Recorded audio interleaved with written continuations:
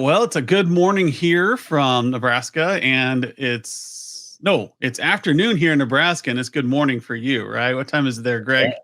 We got 8 o'clock in the morning tomorrow for you guys. So there Tomorrow, you go. We're in the future. Coming from the future. So we have Greg Sharp here from Zen Contract, and he's one of the people in the companies in the Pitch It program this year. And for those of you who don't remember, like we were one of the finalists 2 years ago now. We were a coach last year, and we've just been having fun having a lot of these companies. These are the up and coming or already here companies that are making disruption in the MSP industry and doing really great things. So, Greg, can you tell us a little bit about Zen Contract? I've been a fan of you guys for a while, and I really do need to get an integration going with you. But you tell our listeners what's going on with your Zen Contract. Why did you come up with this idea to do this? Yeah, cool, Adam. Hey, thanks for having me here. Cool to be on the podcast from the future. It's good to talk back to the land. And look, we built this solution after 25 years in the MSP land, albeit on the other side of the world. We've been servicing Australia and New Zealand businesses, and the way we were interacting with them when it came to contracts was very manual. Very 1980s, almost 1990s, and minus the fax machine. But we decided to have a look at how we could actually sort of automate the process of getting this digital paper, A, with the right words on it, so that it was legally compliant, and B, getting the e-signature and then integrated into the PSA. And there was some workflows, and we wanted to make sure that there was a digital process around sign-offs, maybe delegated levels of authority. And if you wrap all those things in together and you get a DocuSign style tool that's specifically built for the MSP industry and has all of the workflows that you need, we're all the way from signature through to automatically building the contract into your PSA and then managing the renewals. That's what we built. And the first generation of it, when we built it 3-4 years ago, was suitably rubbish, and it's just got better and better and better and better and better. And there's hundreds of MSPs now using it all across North America and the UK and Ireland and Australia and New Zealand. Just signed up Lampros, if he's listening, from Cyprus yesterday, and so it's starting to get some good fire reach, and we're enjoying the journey. But yeah, it's definitely helping the industry, not just getting the right contracts, but making sure all of those contracts are in the hands of the right people. They're signed, they're referenceable, all of that manual tasks that we all know and dislike. Yeah, I think that's the interesting part. It's like I was talking to another partner or vendor the other day, and we were talking about being best in class, right? There's a lot of vendors out there that go, oh yeah, we also do contracts. Oh yeah, we also do compliance. And that always gives me a little bit of an odd feeling, like when somebody, oh yeah, by the way, we do this as a hobby on the side. And when somebody says like they do compliance on the side, I'm like, that's not something you do as a hobby. It's complicated and needs to be taken seriously. So with contracts, I get asked that during our sales calls all the time. Hey, do you do contracts? I'm like, you know what? There are some fantastic tools out there like Zen Contract that do this amazing. And they're going to give you a nice, smooth feeling. If you get somebody who says, "Oh yeah, we also happen to have a contract tool," you're going to have a rough ride. If it's an add-on like that, a couple of products that are in our market, like Zomentum has amazing tools and they do contracts, right? Quoted is amazing tools for quoting and they do contracts that you can also get away with using ConnectWise or Kaseya Quote Manager. And they have an MSA module. Yeah, so where you're coming from, I can completely identify with that. Is there is some tools that specifically look after a particular niche and they do it extraordinarily well. And that's kind of where we play, in the fact that there's everything to do with the contract and the contract process. If you want to nail that in your business and really know that it's 100% best in class, almost out of the box, there's some configuration and some onboarding process, and they're not going to tell any lies there, but it's almost, you get the benefits of 40 years of MSP contract process out of the box. Yeah. And then we configure it a little bit to manage the digital process that you want. I always got told by my mentors that great business is around repeatable process.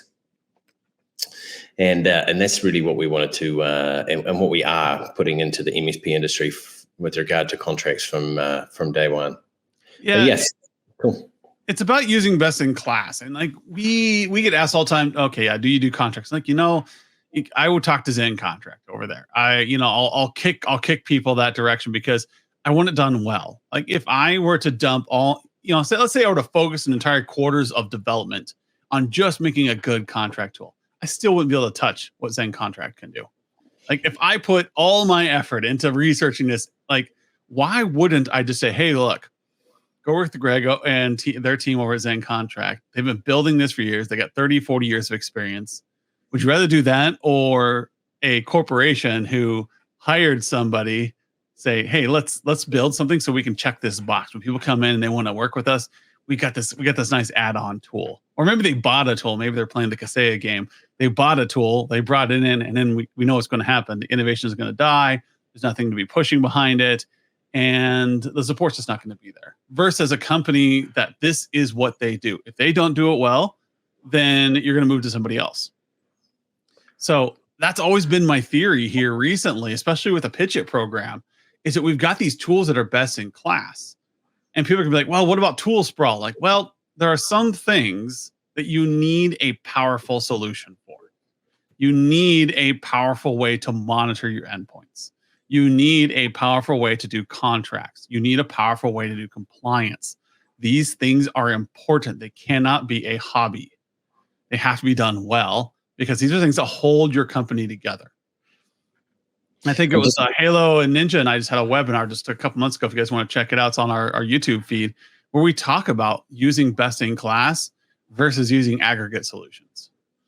Yeah, there's certainly some people in our market that are going, hey, just aggregate these 9 tools into one. But I think I'm with you. Like you want to pick those 1 or 2 out of the 9 that are 100% best in class, like you say, and push those all the way. Some of the secondary ones, like we offset DocuSign because e-signature is built into everything you need, right? So DocuSign doesn't really serve a huge purpose in our industry as far as best in class outside of a good, robust e-signature.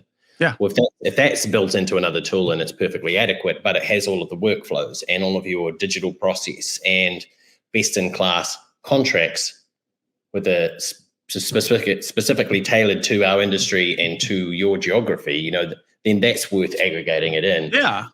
But that's certainly probably the biggest thing that we've changed in the last 6 to 8 months is all of our partners were asking us for, hey, can you provide us with a tailored specific MSP template around MSA, managed services, cybersecurity, cloud services. And so we went and hired an in-house lawyer, first class honors degree from Canterbury University she's got. And Shelby, she's a pretty smart lady. And so we're now in the process of tailoring all of these templates for specifically people in their industry segments and also in their geography, which is important. And that's what you get by working with companies like Zen Contract, right? Or even Humanize, of course, we're the best, right? But the idea of having like, oh, this is an area we need to work on. A large corporate add-on package would be like, you know what? We're not going to worry about hiring an attorney because what we have is good enough. It gets people across the end plate of sales. Whereas, Zen Contract saying, okay, how can we really nail this? We got feedback from our MSPs. We got feedback from our partners. Where can we go? Like, man, it would make their jobs a lot easier if we had these features. We had an in-house attorney looking and making contracts that are unique. And that's the kind of feeling you get from working with best in class vendors. Yeah. And how I mean, I appreciate you with going down this line, and I love talking about our stuff. But I mean, how about you at Humanize? Like, that best in class, how does it fit around for exactly what you're doing with MSPs? I mean, you've been in the market for a while now. Came into the finals and pitched it a couple of years ago, and then a judge. Then you've got no doubt a reasonable amount of momentum. So how do you manage the customer feedback and advance those feature requests while still remaining best in class, not going too wide? I'm keen to understand how you do that. We are very focused on the client, right? We say we are not an operational tool. We're an account management tool. So we have that culture we have set. So when somebody says, hey, can you do warranty lookups for me? I've got to say, well, you can do those for free. There's a PowerShell script for free. um, could I put it in my tool? Yes. That's more of a ninja item. That's more of an RMM thing, right? It's or a PSA thing. It's not what we're here to do is help you talk to your clients, talk about project management. And when it's centered around that, we get feedback from our members. They say, hey, I would love to have this feature. Like, you know what? That is a really good idea. You should be able to share that project out so you can co-manage. You know what? I really didn't want to have a ticketing tool in our software. Enough MSPs, because that's an operational item. Enough MSPs made the comment of like, look, if I could just show them that we're on top of the ball on tickets, that's all I want to do. I don't want to talk about them. I just want to see in a widget that, hey, everything's taken care of. And that way they don't get derailed in the middle of a conversation. Because we want them to talk about projects. We want them to talk about revenue. We want to talk about budgets and future forward looking. So we try to keep a steady focus. People are like, hey, can you build contracts for us? Like, no, that's contract management. Go find a specialist. Like just last month, we integrated with Compliance Scorecard. Big shout out to them.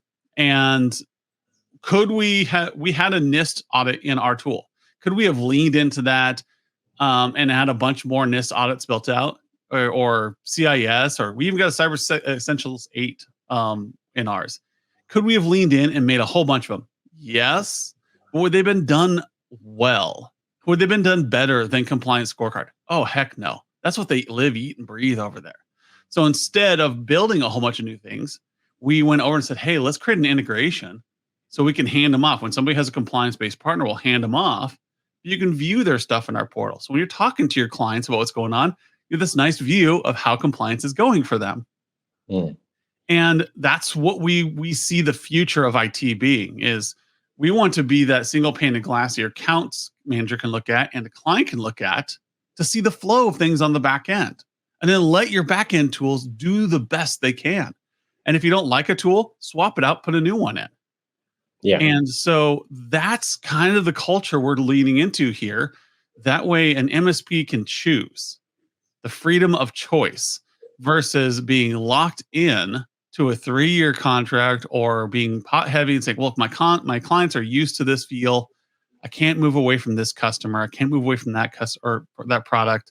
Well, now you can, because the face looks the same no matter what you're doing on the back end. It's actually not that different than when we were running our MSPs, that very rarely would the customer ask what technology we were using to deliver the actual service. They didn't care. They didn't mind what RMM we used. We didn't.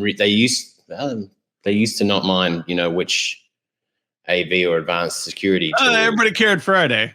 they might come up in conversation right now, but that's it. So, when we had our technology stack from my MSP, which we sold a couple of years ago to the New Zealand government, it pretty much was around good, better, and best pricing. And each of those products that were in there, we never sat down and discussed which bundle, what product is in there. Was it a Cisco security? Was it a Fortinet firewall? They didn't care. It's just like you're giving me a set of outcomes.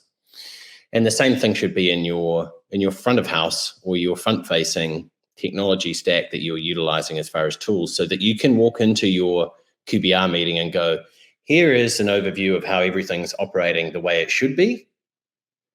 Exactly like you said, don't get derailed on looking at analyzing 1 or 2 tickets, because that's your whole opportunity going down the toilet. So here's your status quo that says everything's operating that it should be. Let's look at your forward-facing projects and understand your budgets and start to assign those out and look at the forward-facing outcomes that we can get with your technology in your business to advance your business towards your business goals. And I'm sure that's exactly where Humanize is playing to its strengths. Yeah, one of our dreams, and someday you and I can have a great conversation offline, is we do proposals, right? We are not a contractual tool. We are not going to do quoting. We're not going to help you with any of that. We will line up your projects, you create a proposal so the client can accept a budget. Now, from there, you need to go into contract. Like, when will these things get done? What is the actual process here? So handing off our proposals to a contract tool where it can happen in the back end. So your account manager can do their work. They can hand it off to, once the proposal is approved, then all the projects get a little greenlit in the tools. Then you can go over and get a contract that says, hey, we can do this over 3 years. We can do this over a year. We can do this. Here's what we're obligated to do. And here's what you're going to sign. So those are little things like where we can make improvements to an MSP's culture and make it seamless because we're not reinventing the wheel. We're partnering. We're not even joining forces as a company. We're not going under one umbrella. We're sharing cost centers and competing against each other. We are now saying, hey, Greg, you do this the best. I do this the best. I'm going to hand off this work. I stop here. This is where I stop. And then you have this great experience for an MSP where like it just works. And then, yeah, as you said, the client doesn't care who's doing the contract work. They don't care who's doing the account management or project management, just as much as they don't care if you're running FortiGate or Cisco. No. Then when you give that experience of seamlessness and ease, and that this is something where we can spend more time talking about being creative and innovative in the company rather than, hey, how do we sign these contracts? How do we do this in a way that is going to, like you spend all your times on your your apostrophes. Where does it need to go? What's the line item? When that's all done seamlessly so you can work and vision, it gets so much better. Yeah, can you imagine if you did everything that we did and we did everything that you did, then we'd both be doing it half as good, wouldn't we? Yep. You'd be mediocre. I mean, we say we're an inch wide and a mile deep. 14,000 different MSP vendors. I mean, we're all doing a pretty shit job lots and lots of times. And so, yeah, we want to see other vendors doing that though. Their partner. Yeah, there's different business models. I'm with you. I'd rather be a mile deep and an inch wide and get that 100% done correctly. We're not necessarily setting this business up for a short-term immediate sale. Like our motivations are to literally help the industry, because having been in it, and it doesn't really matter if we're on the other side of the world. I mean, I've traveled enough and been Datto's poster boy and flown around and spoken to lots of MSPs over the time and been on advisory boards. You find out that we've got all similar problems. Is that the MSA infrastructure is probably only deployed about 15, 20% of MSPs actually have one. Is it signed by everyone? No. Are we operating a lot of the time on a significant amount of handshake agreements? Yeah. And the MSP industry is the only one that's going to be under the gun. Like if something goes wrong, like a CrowdStrike, and you don't have a rules of the game document to lean back on, you are guilty by implication, right? So it's kind of one of our taglines is good enough is no longer good enough. But luckily there's tools that make the job that used to be really hard is now not as hard, right? We've got a bulk send. You can send an MSA to all of your customers out of your PSA in one hit, and it manages the seeing, the signing, the storing, and reporting back to you as to who's signed it and seen it and is it stored. So those things that used to be all manual and it's just a necessity now, let alone if you ever want to get to the point where you want to, sell your business or gear up and buy another business, all of those things you would need to have anyway. Yeah. But along the way, as people know, contracts are, when you go to sell your business, the contracts are key to your valuation. We took our business to market 4 years ago, and we got a 3.5 times multiplier, right? Mm-hmm. I said, well, that's not good enough. That's not going to make me want to sell. And so we had a business partner wanted to retire, one got a little bit sick. We went on an 18-month journey to clean up all the contracts, put all of the contract management in place, position descriptions, repeatable processes and everything. We end up selling for 10 times. There you go. So it's not all contracts. I don't want to say that all came down to contracts, but I reckon at least 3 or 4 of those extra, multiplier points came from contracts. And that's what we're seeing in the market now with people that we're helping that are on the acquisition journey, both on the buy side and the sales side. But on the buy side, they love this tool because they just get to novate all the contracts with one foul swoop when they buy over someone else, putting them all onto single digital paper. That's pretty cool because that's usually to be a real pain in the butt. Yeah, everyone listen really close to that. That is gold advice right there. It's great to run your company, but some of you are looking for exit strategies. Some of you think, oh, I don't need an exit strategy. Like even if you always will exit. At some point, you will exit your business whether you want to or not. 2 ways: you sell it or you go out in a box, right? Yeah. So, and even if you go out in the box, what happens after that? What happens to your employees? What happens to your clients? And so, having these contracts helps even if you're planning on going out in a box, helps your employees know that there is a future here. It helps your clients know that that there is somewhere that this isn't completely relying on one person. Like, hey, you will still serve this contract, and if something bad happens. These are comforts that we like to have, and the bigger the client you have, the more they're going to check into this stuff. Where's this company going? Are they going to be around in a year? And that's important.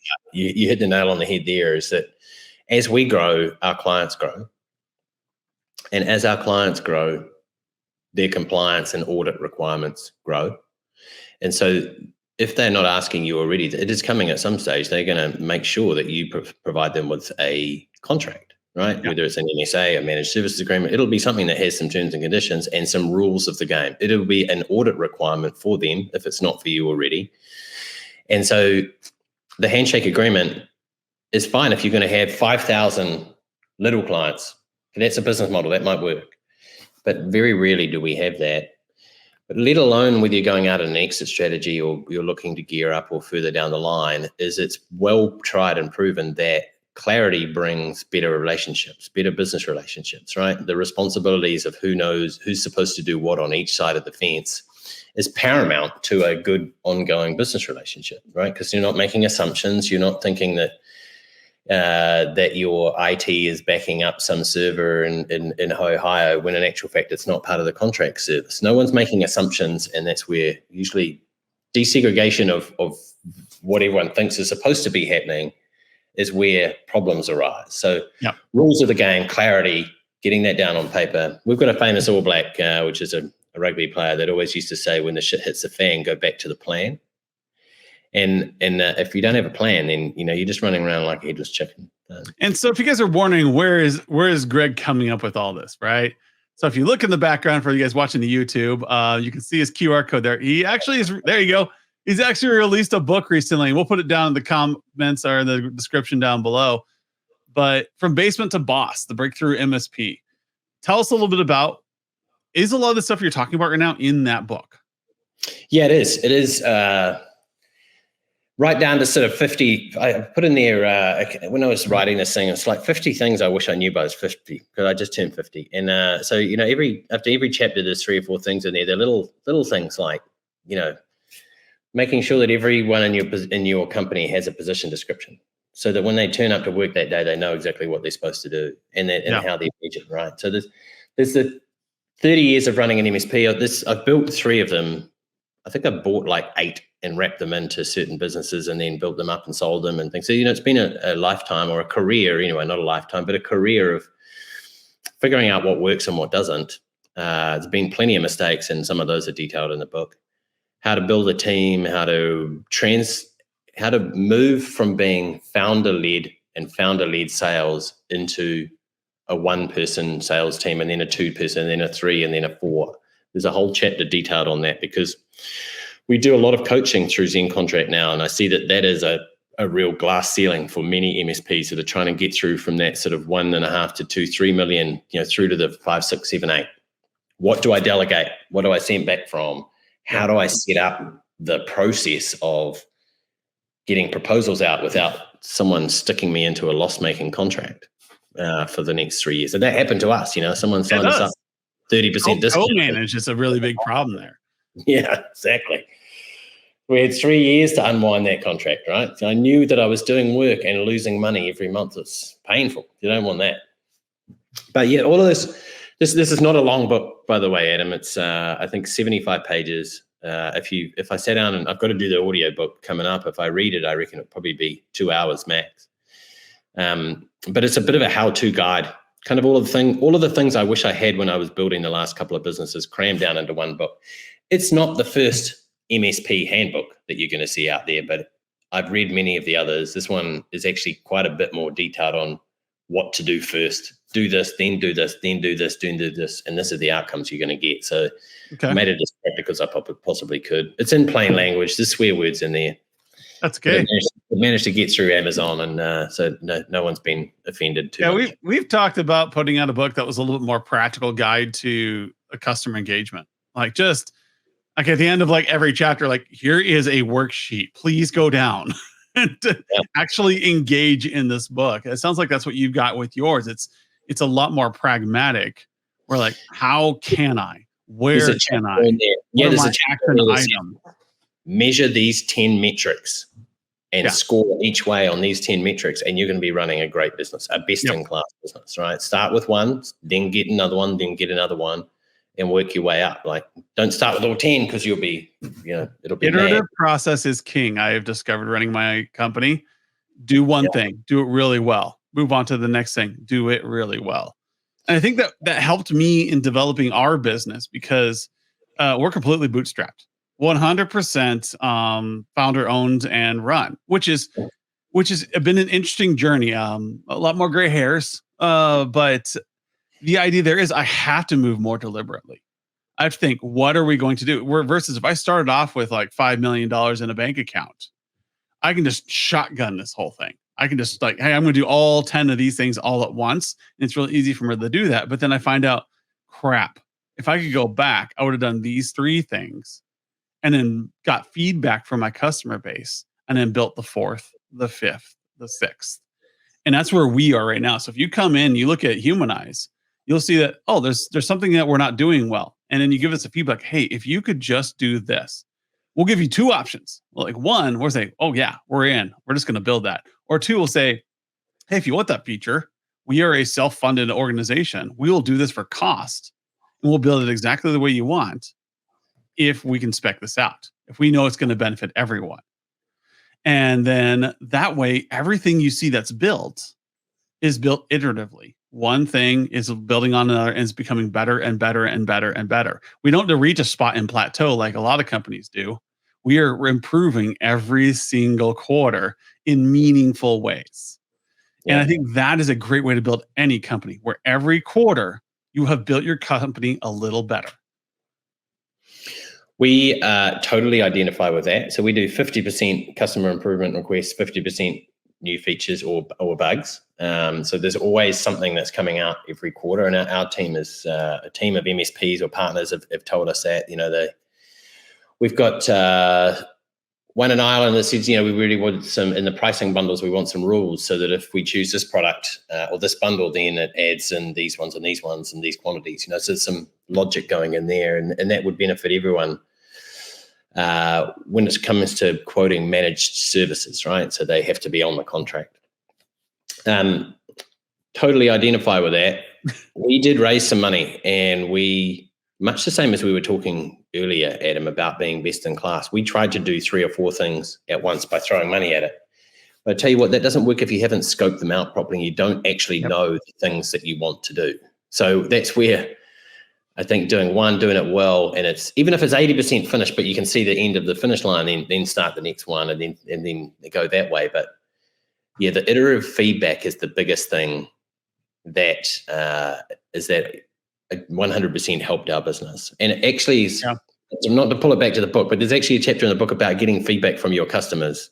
I hope that's something that's huge and Humanize. We used to run a customer forum. We had 8 customers, 2 small, 2 medium, 2 large, and 2 advisors. And we'd get them to lunch once a quarter, and they would give us feedback on new services we could bring to them to help them. Things we use a keep, stop, start framework, right? Keep doing this, stop doing this, start doing these things that you're not doing.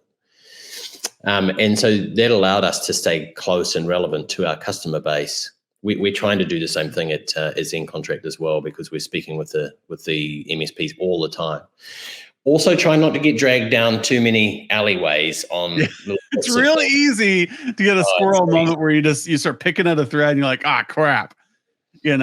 We took the first half of this year off basically from dev because we're like, okay, we came up with so many things last year. We just need to catch up on like marketing and sales. And so we just took the first like 6 months of this year off, and we're finally back into our dev cycle where we're like, okay, here are the things that are on our list that we're going to push out. And our first major one was our integration, and that needed to happen. But now we have such a richer environment. And the next one's going to be something like smart rules. Automatically assess inventory, look for gaps, make project recommendations, put them on a proposal, get approval, and send them off to your contracting tool. And these are little workflows that have been asked for by our members. And we meet with them consistently. We even have a coaching program where we talk about how to do account management better. If you want to learn how to grow your MSP, talk to Greg. You want to learn how to talk to your customers, you come to us. And the beauty is that this way you can work on the part of your MSP that needs to be worked on and to focus on that area. There's a lot of people who don't work on their MSP. They just kind of work Yeah. and they don't continuously improve. They don't add new features. They don't add on like, hey, here's what we're going to be able to do as an MSP in quarter 3. Here is the number of contracts we're going to have by the end of quarter 3. We're going to be able to do banks really well. We're going to be able to do hospitals really well. So, Greg, I really appreciate you coming on. Like this advice you have, the book you have written. Thankfully, it's a short one, right? So I can pick it up. I can read it while I'm fixing servers, or I'm updating CrowdStrike issues, or whatever is going on right now. I can go through this and I can learn. And I can tell you, people, like I'm a bookworm. I read everything. I consume as much as I can. I'm mostly a fantasy guy because I deal with business all day. Why do I want to read about business at night? Oh yeah. I get my business advice from really smart people. And expanding your mind, getting ideas from people who've been through there. Like learn from Greg's history, learn from his mistakes and what he has done so that you can apply that to yours. And maybe you can get yourself 5 years advance in where your MSP could be by leaning on somebody who has been there already. So, what was it you said, the 50 things you wish you would have known before you're 50? Yeah, exactly. Like, save some money early. I mean, some of them are quite high level and philosophical. Most of them are within the industry, to be honest. But just after each chapter, there's 1 or 2 things to sort of take away. But it's a lighthearted read, but it'll shave years off the time in developing your business because we've just been there and made those stuff ups earlier. Yeah, I've received numerous advice from people smarter than me in different industries than me that have probably saved my business, either over a cigar and a whiskey or just shooting the breeze at a coffee shop. Like a little advice from people who've been in accounting or in government work or have raised a few industries up. And they say, oh, yeah, by the way, you should probably do this. Oh, you should think about that. And then they have great ways of asking questions that just changed my view of how to run a company or augmented something I was already doing well. And I'm going to read your book too, Greg, and we'll see what I can glean from it as well. Good stuff. Anyway, it's just look up the Breakthrough MSP on Amazon. There's a Kindle one there and a paperback, and looking forward to selling well. So we're looking forward to see whether it gets through the industry. But hey, thanks very much for having me on. No problem. I appreciate talking to you and your story and where you're going with Humanize, and certainly your energy. And I look forward to seeing you at a show soon, if somewhere in the States, if not somewhere else. I need to make it out to one of the Gold Coast deals one of these days. So yeah, we'll be out there. I'll meet you there. Yeah, we'll see you there. Anyways, everyone, thank you for Greg Short for coming on. Check out Zen Contract, making your life a lot easier at your MSP. Check out his book if you just want to know more about how to run a business. You don't have to be an MSP. Just read on how somebody else's story went and how they were successful. Thank you very much, Greg, and we'll see you next time. See you later.